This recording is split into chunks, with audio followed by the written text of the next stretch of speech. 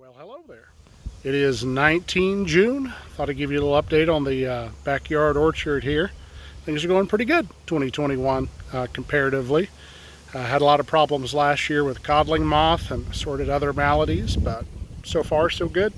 We started out the summer with a lot of webworm issues, and I don't know how many hundreds of webworms we handpicked and killed, but seemed to have that under control. So I was going to give you a little walkthrough. I'm starting with the oldest tree in the orchard here, but before we get onto the apple trees, I want to show you the beehives, who are absolutely going insane right now. I really don't even want to get too close because these bees are super active and are just absolutely getting after it. It's a pretty warm day, so I've seen them going after a lot of water, but man, they're just going wild. So I'm going to give them some space, but this is the oldest tree that we have. This one was planted circa 2011 or so. So this is a legit 10-year-old tree. Ordered this from Gurney's. It's an unknown full-size rootstock, but this is a Gold Rush. This is a great storage apple, a good fresh eating apple, and I like it because it has a spicy flavor. So glad that we have this tree. Problems it has is cedar apple rust. Every year we spray it with Immunox, and that seems to help, but you have to really be on top of that. And then you get some fly speck and sooty blotch on the fruit as well. But it's a really good producer. Fruit actually stores for a long time. It's had really good yields. This year it's actually got a pretty light fruit load comparatively. We thinned it quite a bit, so hopefully that's going to help on fruit quality. But it's still got quite a few apples on it, and I've had to pick out a lot of these clusters. Had 4 or 5 apples, and you see some of these still have 3. I probably need to pull down some more, but it's a nice tree. We've trained it to a central leader. I don't know how tall it is. It's maybe 12, 15 foot tall now. So doing pretty good for a 10-year-old tree. Behind it actually is a crab apple. Planted this as a pollinator, or pollinizer, I should say. This is Dolgu. It has not made crab apples yet. It did have blooms on it this year, but it's got very purple foliage early on, which is beautiful. And you can actually see here, this is some webworm damage where they've actually eaten some of the leaves I scraped off the web earlier today. So looking forward to actually getting that and being able to preserve some crab apples from it. The first tree in line here is an Enterprise. Little surprise in this tree this year. Last year it was absolutely loaded, and fruit was delicious. It's a fairly young tree, so I don't know if it's going to be biennially bearing when it matures, or if it's just that it had so much fruit as a young tree before that it couldn't do it 2 years in a row. So like 2 apples on this Enterprise, which is a little bit sad, but that's part of it. The next one here is a Williams Pride. This is an early season apple. This is one of the PRI apples. It's supposed to be disease resistant. So these will actually probably be ripe late July, early August, and they get really dark. They'll be almost purple when they're finished. The issue I have is they always seem to get bird damage, and I don't know if they're getting red earlier in the year is really attracting so many birds, but that seems to be an issue with these. They are pretty good flavored apple. We've had a couple harvests from this. I think last year was the first real harvest, and then we had like 1 apple a year prior. So I've got 2 of these Williams Pride trees, and they're not bad. I don't know if they're my favorite, but they're certainly the earliest that we've got going on here. So this tree has actually been one that has not produced. I think I picked 1 apple off it last year. This is a Stark Super Red Fuji, and it's been really slow to come on. This is the second oldest tree that I have. But I tell you what, this year it's looking really good. The structure of the tree is pretty upright, but the limbs are strong enough that they're not being weighed down. It's got pretty good fruit load this year. The apples are a good size. And these are probably not going to be ready until mid-October. So they're very large in size. I think in comparison to the Gold Rush, obviously it doesn't have as many apples on it, but looking forward to this. The apple that I did eat off this tree last year was truly exceptionally flavored. I'm a sucker for Fuji, so excited to see how well these turn out.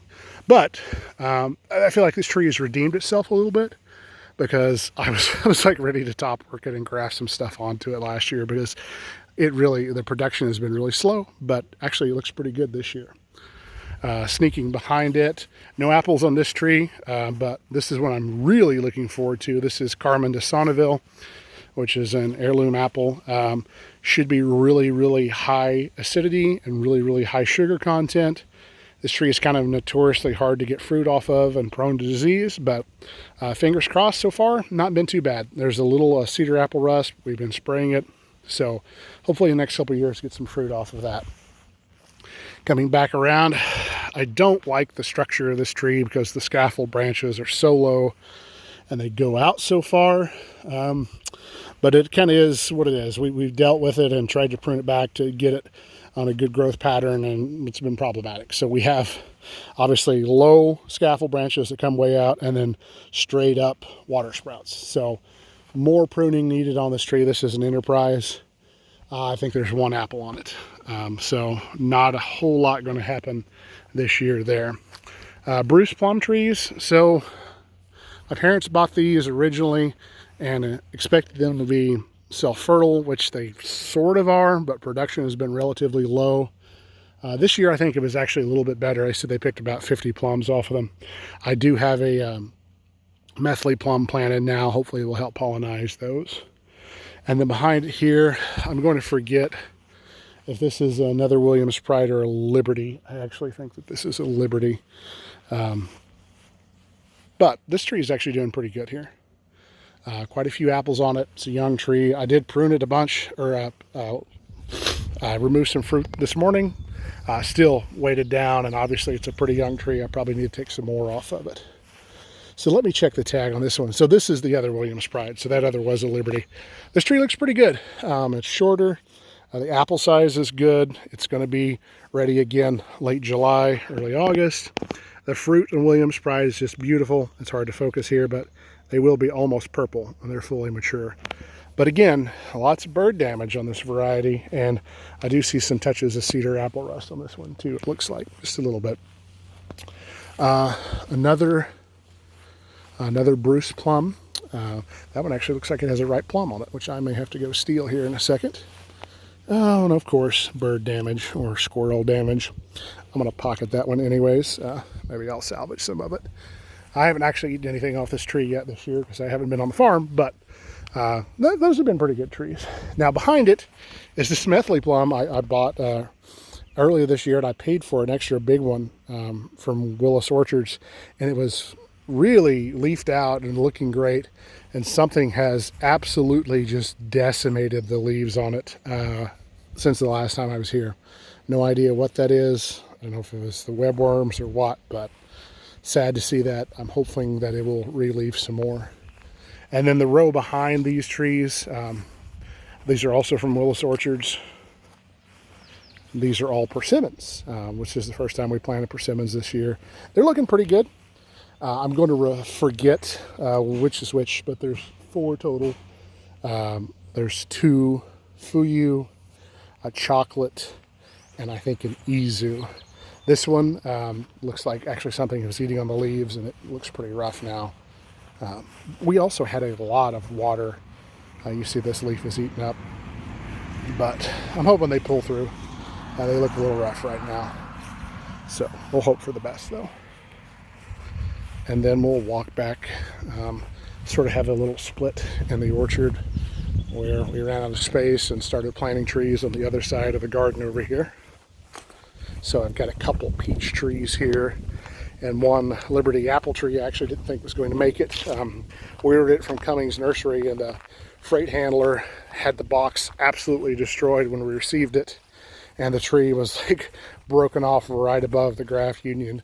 But it survived, so set back a little bit, but actually doing okay, which is surprising.